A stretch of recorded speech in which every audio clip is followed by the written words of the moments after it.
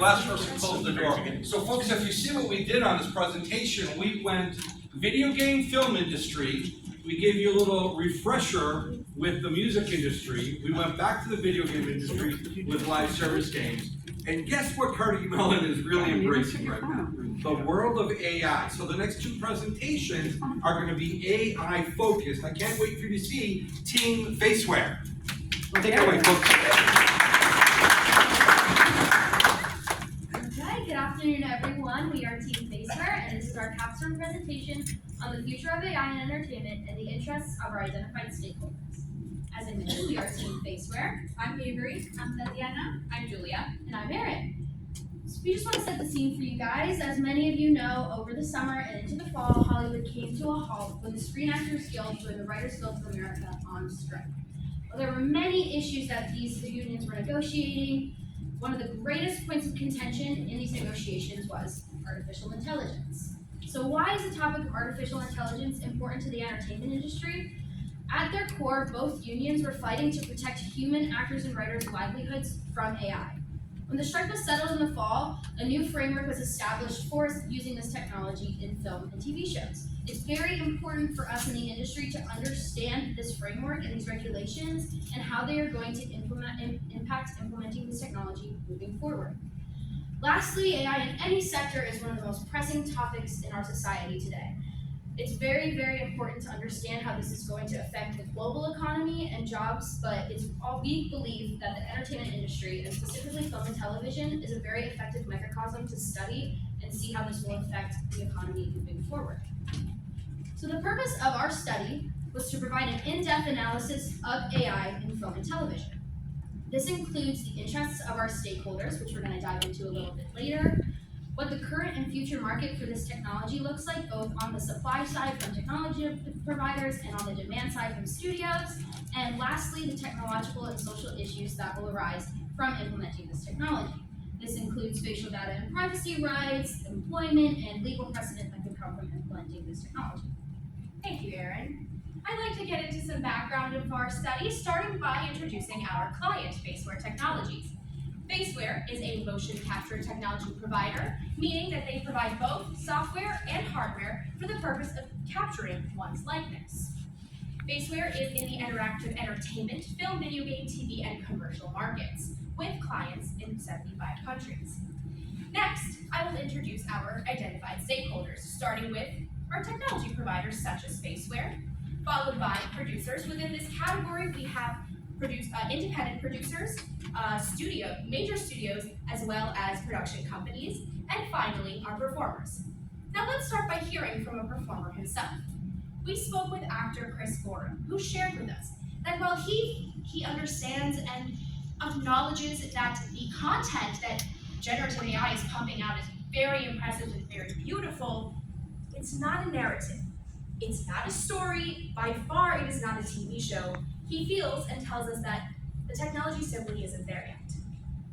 As a component of our study, we conducted a survey that focused on 2 of our 3 stakeholder groups. So we asked all of our respondents about their confidence with AI definitions. And we found that 65% of those respondents are confident defining terms with general AI. However, when we narrowed the focus to our performer group and asked them about their familiarity with the terms from the TV and theatrical contracts, we found that 80% of those artists were not familiar with the more specific related AI terms to the So just to get a feel for the current state of the industry and where we're at with AI, I want to break down some of these terms for you. There are 2 types of AI defined in the contract. The first is digital replicas of performers. A digital replica is a replica taken of one's likeness that is altered using AI. And there are 3 types. The first is an employment-based digital replica. These replicas are created in conjunction with one's participation and employment on a specific project such as a film or a TV show. The second is an independently created digital replica, which is a replica taken independent of one's participation on a specific production.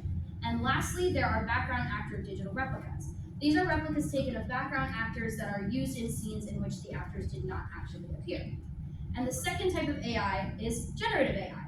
Generative artificial intelligence essentially means this is something created by AI completely from scratch without human participation. And in this category, we have synthetic performers.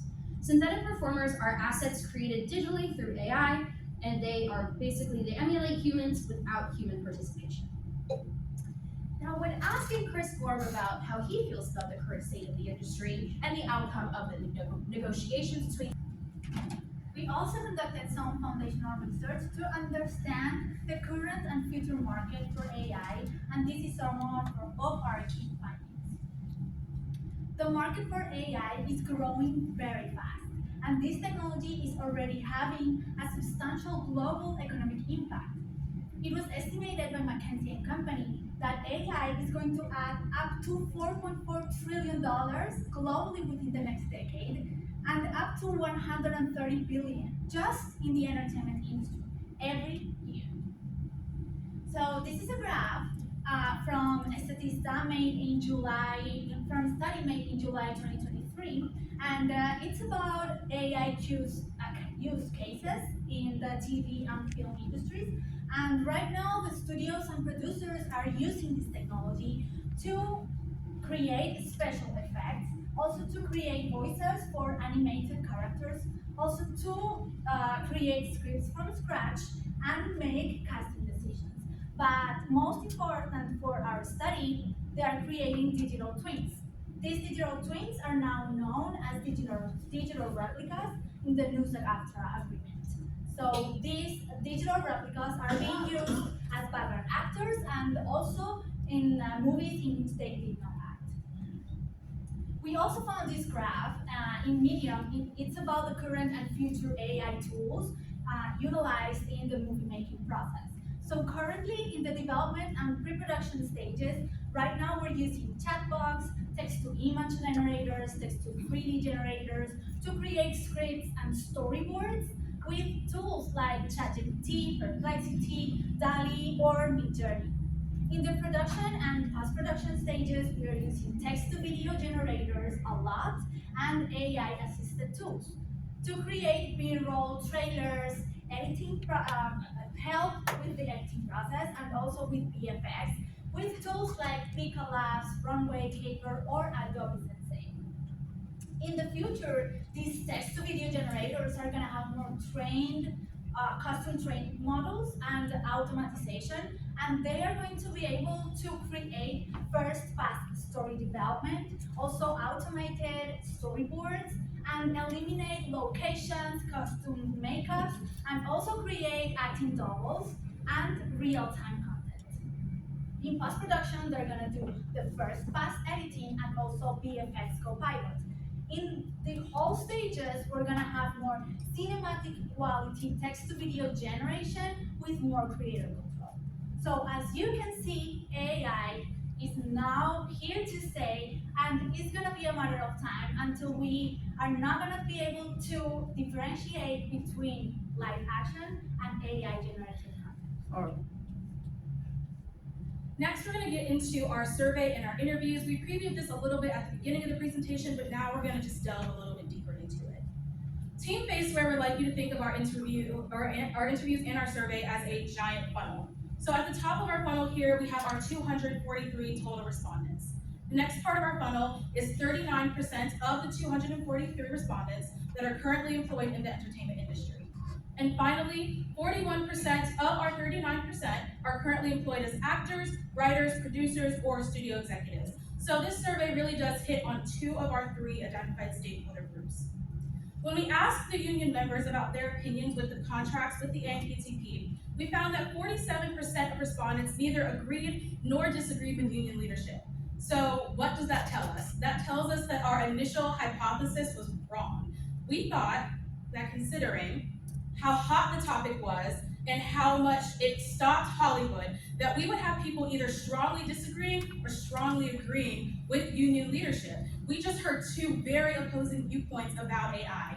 However, we found that people found themselves right in the middle. And so that leads us to question whether this neutrality is based on a simple lack of understanding and education. As we saw in the beginning of the presentation, that approximately 80% of our artists are not familiar with specific AI-related terms in the deal. Or do these performers simply not care? I'd like to introduce to you a few of the industry professionals that we consulted throughout our study. We sought the legal perspectives of entertainment lawyers Michael Peters and Adam Hahn, followed by the artistic perspective of actor Christopher Gorham, and finally the academic perspectives of Dr. Brett Crawford and Gary Golden. We analyzed all the data we collected from the survey, the interviews, and the foundational research, and these are some of our conclusions. For actors, these new technology advancements are very scary, and this is mainly because of the lack of understanding of AI and its capabilities. So this is creating fear among the actors, and basically they think they're gonna lose their jobs against AI. But in the opposing side, we have the studios, and they are looking to invest in this technology, especially in digital replicas, in creating digital replicas. Also, after conducting the interviews with the lawyers, we realized that privacy legislation is not as relevant when it comes to contracts with actors in this kind of projects.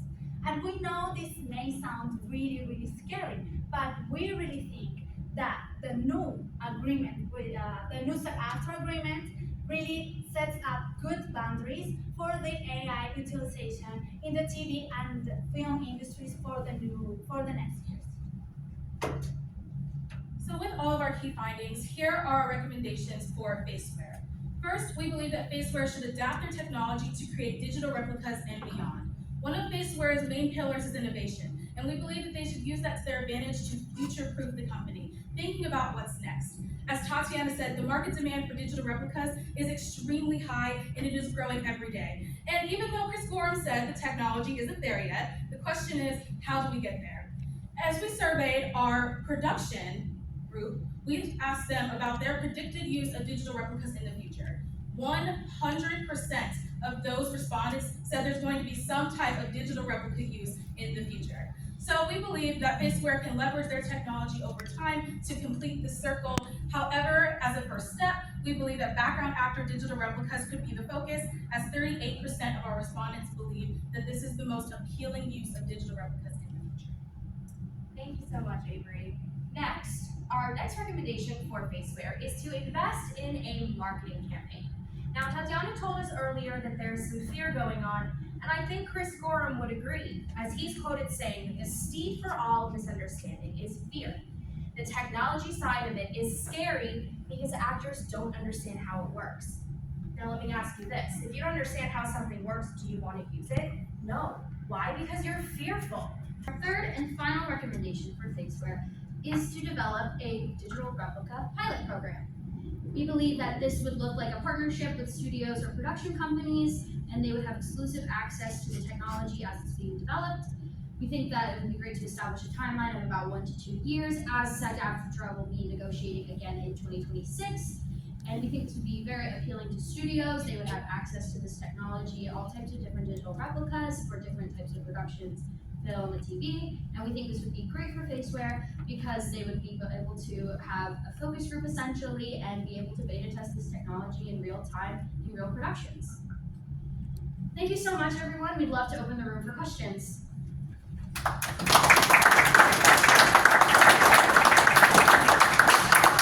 Thank you, team. Mary informed me that we only have around 40 or so reviews to do Faceware. Before we get to Keith and the Faceware team, let's see if there's some questions from the group. Anyone in here an actor? Okay.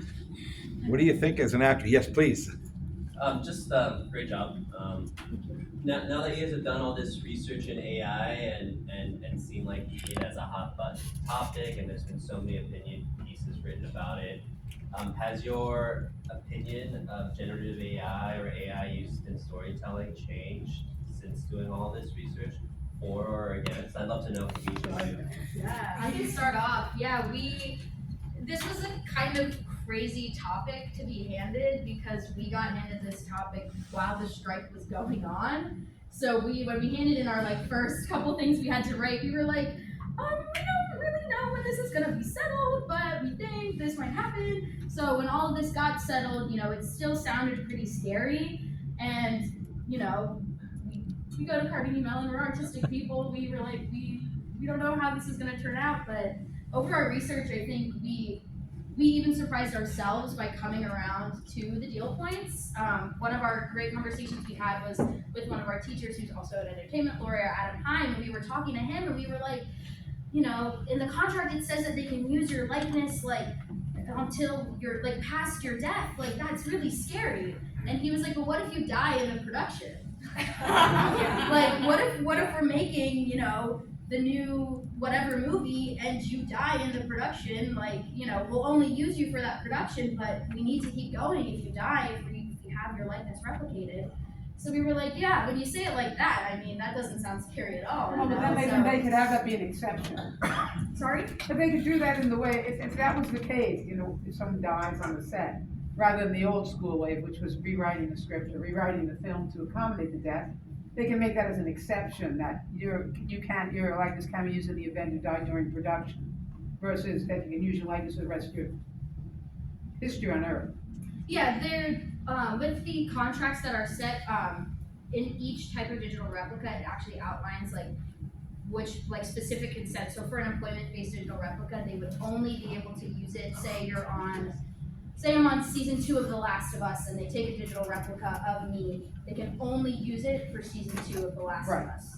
So if I die during that production, they can reuse me on there. So it's kind of like, so it's like an exception. And that's Yeah. totally different than the independent-based digital replicas, which are totally independent of the production that's being used. So an actor could get scanned, and that studio can use it on any type of project. I think that's the difference between the two. And most of the time, it's the employment-based because it's based on the project that they're working on. Yeah, but the deal actually outlines very clearly all the types of consent that have to be, like actors have to have very clear and thorough consent to having their likeness replicated in these productions. Okay, so that's. So to get back to, just 1 second, to get back to the question of how we feel about it, I wish I had 40 minutes to present to you because our interviews were so telling. And when we talk about this fear, the word AI is used so much in media for fear mongering that for us, we were all like, whoa, we don't want to touch this 10-foot pole. But as we educated ourselves, that's why we landed on the education conclusion that because these actors are so uneducated in the topic, it fuels fear and it's a vicious cycle. So I find for myself that I'm less fearful of the topic because I'm more informed. Do I feel like AI is maybe going to get out of control? Sure. That's my personal opinion. Don't. You know, but we'll see what happens. And to be, as Chris said, to hide from it or try and strong arm the unions into stopping it is just unrealistic. And so I'm of the opinion that as long as I stay educated, I can stay ahead of it. Also, just to answer your question, I believe also that we'll learn a lot like throughout the project. And myself, for example, because I did all the foundational research, I didn't even know that there was like a AI film festival already. Like we already are having that. So it's like it's not the future. It's already here. As I said, it's already here. We need to live with it. And in 2 years, as Erin said, we're gonna talk about this in a new negotiation. So it's gonna be bigger. So it was really interesting to know that now we are informed about AI and how it's making its impact, not only in this industry, but in all industries. So it was really important to know that. I think for me, and then I know we have a couple more questions as well. I'll keep it short, I promise. I think for me, I came into this knowing a little bit about AI. However, I was wondering about how people are going to react to it. And in terms of all of these definitions that we broke down at the beginning of the presentation, I didn't know anything about that and how intricate AI can actually get in the entertainment industry. I think that was something that totally blew the doors wide open for me. But now that I'm knowing that and actually thinking about, okay, when I watch a movie, what kind of AI would potentially be used in this? It's really something that you can never fully replace a human experience. So yes, it might be a placeholder. And I think we had an interview, we actually were talking to Adam Heim about this, and he was like, it's never gonna actually replace human emotion. I mean, a person is a person, and it's something that might be a placeholder, but it can never fully be like a replica. So sort of as a follow-up to that question, because your project is specifically about faceware, but since you just asked how you felt about AI, I was curious because I was actually on the picket lines a lot And one of the bigger issues really for the writers and stuff, about AI replacing them, it's just someone saying, write a story about a man in a house, blah, blah, and then boom, a whole script is written. So I know your thing is more about faceware, but since he asked you about your opinion about AI, during your research, did you see any of that? Do you have opinions on that, or are you kind of just more knowledgeable in this area because this is where your project was? Yeah, so surely our study was very focused upon facial capture technology, and the actors. So we can completely confidently comment on that. But I have a comment. If that we have, yeah, like we I had figured a one of you would have. we had a class, AI class with Kevin and Daniel, and we actually produced a short film just with AI. So from scratch with the idea, we produced the script, we did the images, animated the voices, we did everything. And from the experience that we had, it's like the scripts were not good. They were not good. It's like they have the main idea, like, but they cannot create something that is compelling. Not yet. So maybe later, because as you saw in the chart that I presented. Like Well, they are just doing as it already. on top of that, Kevin and I have already joked that the class we offered in the fall of '23 will have to the curriculum will have to change for the fall of '24 because AI is changing so much. Before we get to the other questions, Andy, can I just have you talk about what Heinz is doing in the AI world? Because we are moving very quickly and Carnegie Mellon is trying to embrace it. So we are literally and figuratively between the School of Computer Science, the School of Engineering, and the School of Business, and you can't compete with Carnegie Mellon School of Computer Science when it comes to AI. They are making AI.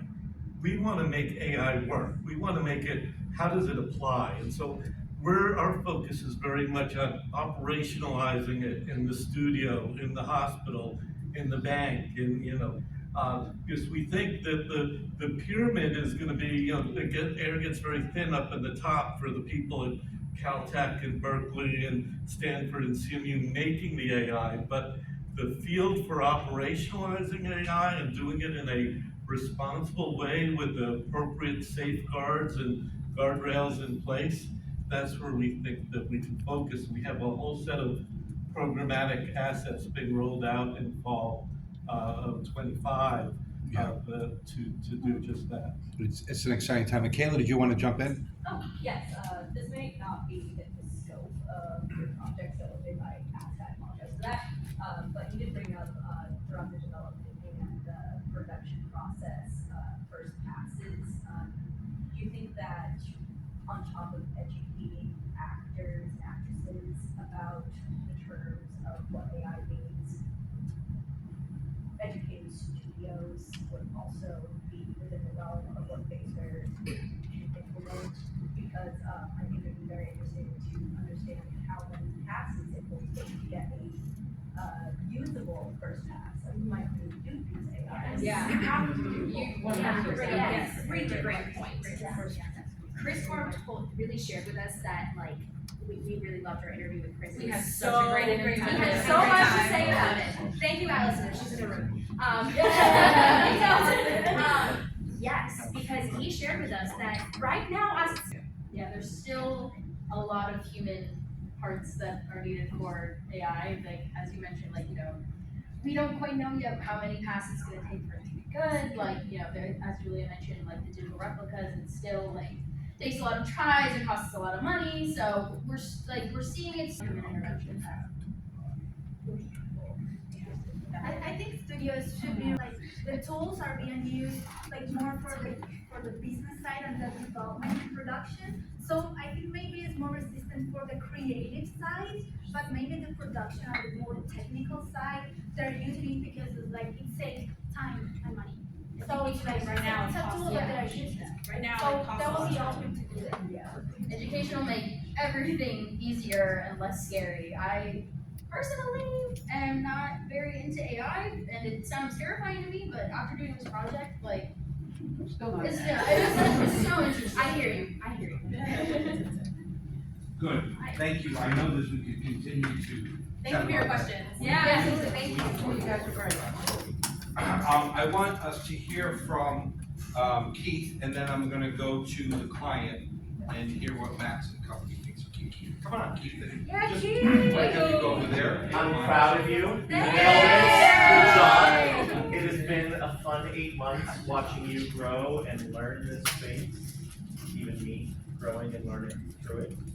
It's such a wide landscape. You've heard the questions like, I don't know if this applies. It's so wide. You did a fantastic job. So thank you. Congratulations.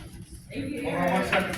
If you would just a second. Max, I'd love to get you and your team, your impression. You were the one, you and I talked this summer and you said, I've got a couple of ideas and I've done capstones with you in the past and you always have such great ideas. So I'd love to get your ideas slightly ahead when it comes to these capstone topics. So please. Yeah, appreciate you guys, all the effort you guys did put into this. I think a lot of your findings, it's fun whenever your findings are always in alignment with what a company's already doing.